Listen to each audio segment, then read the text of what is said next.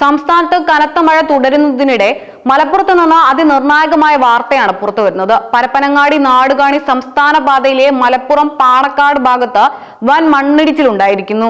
കഴിഞ്ഞ ഏതാനും ദിവസങ്ങളിലായി പെയ്യുന്ന തോരാമഴയിൽ റോഡിലേക്ക് വൻതോതിൽ മണ്ണും വലിയ തെങ്ങുകളും അടക്കം കടപുഴകി വീണതിനെ തുടർന്നാണ് ഈ പ്രധാന പാതയിലെ ഗതാഗതം പൂർണ്ണമായും തടസ്സപ്പെട്ടിരിക്കുന്നത്. ജനവാസ മേഖലയ്ക്കും സമീപത്തെ നിരവധി വീടുകൾക്കും ഭീഷണി ഉയർത്തുന്ന തരത്തിലാണ് കുന്നിൻ ചെരുവ് അപകടകരമായ രീതിയിൽ ഇടിഞ്ഞു വീണിരിക്കുന്നത്. മുസ്ലിം ലീഗ് നേതാവും മന്ത്രിയുമായ PK കുഞ്ഞാലിക്കുട്ടിയുടെ വീടിന് തൊട്ടടുത്തുള്ള പ്രദേശത്താണ് ഈ ദുരന്ത സാഹചര്യം ഉണ്ടായിരിക്കുന്നത്. പ്രദേശത്ത് മുൻപ് അശാസ്ത്രീയമായ രീതിയിൽ JCB ഉപയോഗിച്ച് വൻതോതിൽ മണ്ണെടുത്തതാണ് ഇപ്പോൾ പെട്ടെന്നുണ്ടായ ഈ അതിശക്തമായ മണ്ണിടിച്ചിലിന് പ്രധാന കാരണമായതെന്ന് പ്രദേശവാസികൾ ഒന്നടങ്കം ആരോപിക്കുന്നു. പ്രദേശത്ത് രാപ്പകലില്ലാതെ അതീവ ഭീതിയിലാണ് ജനങ്ങൾ കഴിയുന്നത്. കഴിഞ്ഞ ഞായറാഴ്ച രാത്രി മുതൽ തന്നെ പ്രദേശത്ത് ചെറിയ തോതിൽ മണ്ണിടിച്ചിൽ അനുഭവപ്പെട്ടിരുന്നുവെന്ന് നാട്ടുകാർ വ്യക്തമാക്കുന്നു. നിരവധി കുടുംബങ്ങൾ താമസിക്കുന്ന വീടുകളും സ്കൂളുകളും ഉൾപ്പെടുന്ന കനത്ത ജനവാസ മേഖലയാണിത്.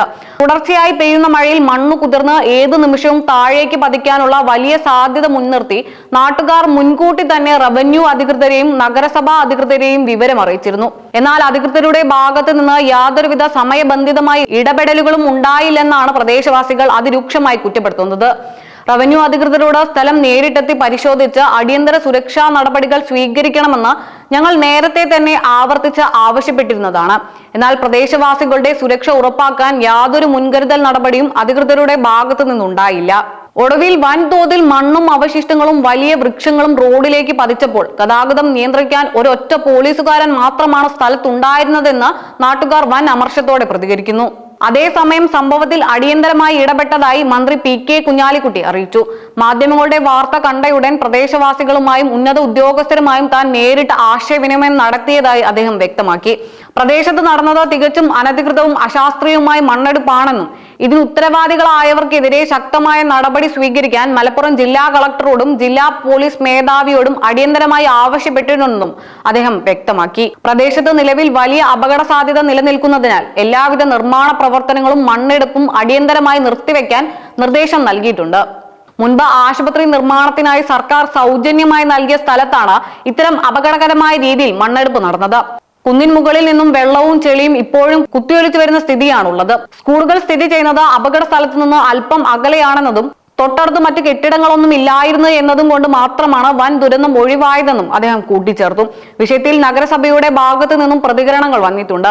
അപകടമുണ്ടായ സ്ഥലം ഒരു സ്വകാര്യ വ്യക്തിയുടേതാണെന്നും നഗരസഭയുടെ യാതൊരുവിധ അനുമതിയും ഇല്ലാതെയാണ് അവിടെ അനധികൃതമായി മണ്ണെടുപ്പ് നടന്നതെന്നും മലപ്പുറം നഗരസഭാ ചെയർപേഴ്സൺ റിൻഷ അറിയിച്ചു. മണ്ണെടുക്കുന്നതിനായി ഭൂവുടമസ്ഥരോ നിർമ്മാതാക്കളോ നഗരസഭയിൽ യാതൊരുവിധ അപേക്ഷയും മുൻകൂട്ടി നൽകിയിരുന്നില്ല.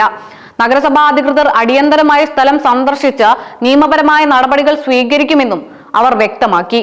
അതേസമയം ഈ സ്ഥലത്ത് ഇപ്പോൾ നടക്കുന്നത് ആശുപത്രി നിർമ്മാണവുമായി ബന്ധപ്പെട്ട പ്രവർത്തനങ്ങളല്ലെന്ന് വാർഡ് കൗൺസിലർ KK ഉമ്മറും സ്ഥിരീകരിച്ചിട്ടുണ്ട്. പരപ്പനങ്ങാടി നാടുകാണി സംസ്ഥാന പാതയിൽ കൂറ്റൻ മണ്ണും അവശിഷ്ടങ്ങളും വീണ് ഗതാഗതം പൂർണ്ണമായി നിലച്ചതോടെ ഇതുവഴി പോകേണ്ട വാഹനങ്ങൾ മറ്റു ഉപറോഡുകളിലൂടെ തിരിച്ചുവിട്ടിരിക്കുകയാണ്. റോഡിലെ മണ്ണും കടപഴകി വീണ വൃക്ഷങ്ങളും നീക്കം ചെയ്ത് ഗതാഗതം എത്രയും വേഗം പുനഃസ്ഥാപിക്കാനുള്ള ശ്രമങ്ങൾ JCB ഉപയോഗിച്ച് യുദ്ധകാല അടിസ്ഥാനത്തിൽ പുരോഗമിക്കുകയാണ്. സംസ്ഥാനത്ത് പരക്കെ മഴ ശക്തി പ്രാപിക്കുന്ന സാഹചര്യത്തിൽ മലപ്പുറം ജില്ലയിലെ മലയോര മേഖലകളിലും കുന്നിൻ ചെരുവുകളിലും താമസിക്കുന്ന ജനങ്ങൾക്ക് അതീവ ജാഗ്രതാ നിർദ്ദേശം നൽകിയിട്ടുണ്ട്. ദുരന്ത നിവാരണ അതോറിറ്റിയുടെ നേതൃത്വത്തിൽ പ്രദേശത്ത് നിരീക്ഷണം ശക്തമാക്കുകയും ജില്ലയിലെമ്പാടും നടക്കുന്ന അനധികൃത മണ്ണെടുപ്പുകൾക്കെതിരെ കർശന പരിശോധന നടത്തി കർശന നടപടി സ്വീകരിക്കുമെന്നും അധികൃതർ അറിയിച്ചിരിക്കുന്നു.